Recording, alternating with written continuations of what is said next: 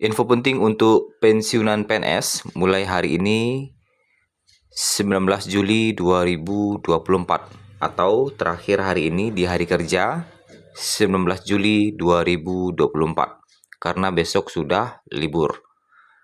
Ada beberapa hal yang harus dilakukan oleh pensiunan PNS. Berikut informasi selengkapnya. Pengumuman taspen untuk pensiunan PNS mulai hari ini 19 Juli 2024 atau terakhir hari ini di minggu ini. Pensiunan PNS sebagaimana yang telah diketahui bersama wajib untuk melakukan autentikasi taspen dalam waktu tertentu di setiap waktunya. Ada yang diwajibkan autentikasi taspen sebulan sekali, 2 bulan sekali, dan 3 bulan sekali. Tentu akan merepotkan bagi mereka yang mungkin sudah lansia.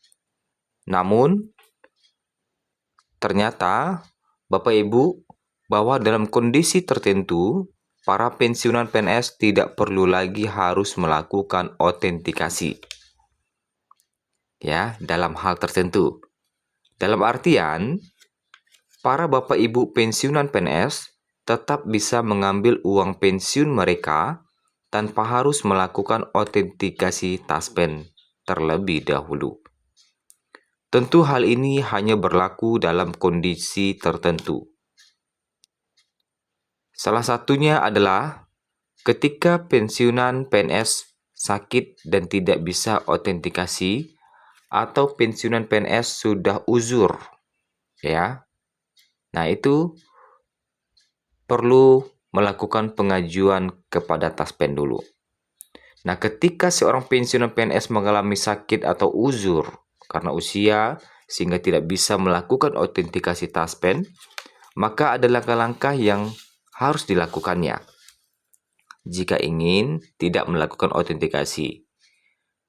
Nah, berikut ini langkah-langkah yang harus dilakukan ketika seorang pensiunan PNS sakit atau sudah uzur sehingga tidak bisa melakukan autentikasi taspen. Yang pertama, harus melakukan atau mengajukan surat perlakuan khusus. Pensiunan PNS atau penerima pensiun lainnya dapat mengajukan surat perlakuan khusus dengan mengisi formulir yang disediakan oleh taspen. Yang mana formulir ini diperuntukkan untuk meminta pengecualian dari autentikasi reguler karena kondisi kesehatannya yang sudah tidak memungkinkan. Kedua, foto kondisi terkini. Pensiunan PNS wajib mengirimkan foto kondisi terkini mereka. Foto ini harus menunjukkan situasi aktual pensiunan untuk memberikan bukti visual tentang keadaan mereka.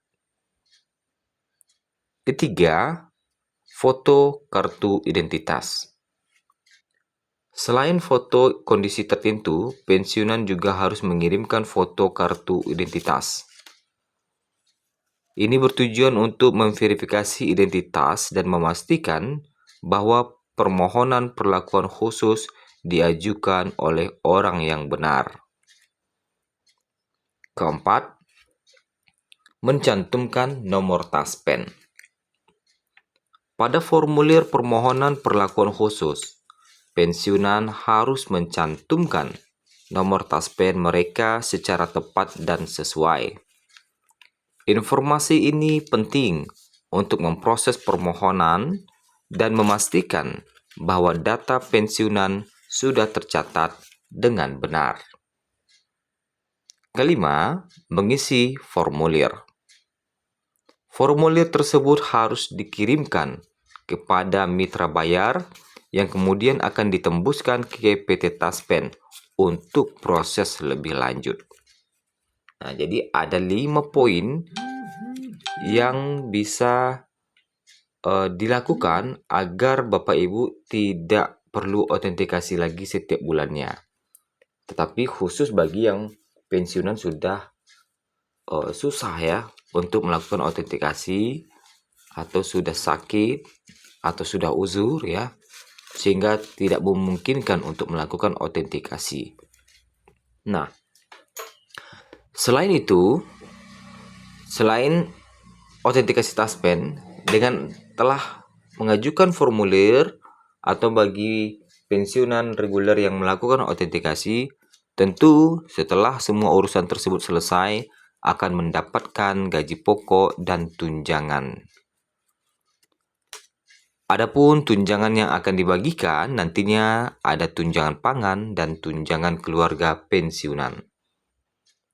Untuk tunjangan pangan, pensiunan baik yang berprofesi sebagai guru ataupun lainnya adalah sama. Para pensiunan akan diberikan tunjangan pangan atau beras pada kisaran angka 72.420 per kilogram per bulan. Yang mana di sini nih dihitungnya 10 kg ya per bulan. Dan ini sudah diatur dalam undang-undang. Kemudian ada juga tunjangan keluarga yang terdiri dari dua jenis tunjangan berbeda, yakni ada tunjangan anak dan tunjangan suami atau istri atau yang dikenal dengan tunjangan pasangan. Adapun perhitungannya, tunjangan anak dan suami istri adalah sebesar 2% untuk tunjangan anak dan tunjangan suami istri 10% dari gaji pokok pensiun. Nah, secara lengkap, tunjangan pangan dan keluarga pensiunan PNS adalah sama. Tentunya yang membedakan adalah gaji pokoknya, ya. Karena ada yang golongan 1, golongan 2, golongan 3, dan golongan 4. Sementara untuk persentasenya sama. Tunjangan anak 2%, tunjangan suami istri 10%. Jadi perbedaannya pada golongan, tentunya semakin tinggi golongan, maka semakin tinggi pula gajinya. Ketika gaji tinggi, maka otomatis tunjangannya pun ikut tinggi. Karena tunjangan diambil dari gaji pokok persentasenya. Nah, kalau kita lihat ya, beberapa contoh tunjangan keluarga berdasarkan golongan. Untuk 1A itu bisa terendahnya 29.077. 1B terendahnya 39.772. Nah, kalau 1A tertinggi bisa mencapai 209.772, sementara 1B tertingginya bisa 249.276. Ya. Kemudian, kalau kita lihat lagi, di beberapa informasi sebelumnya,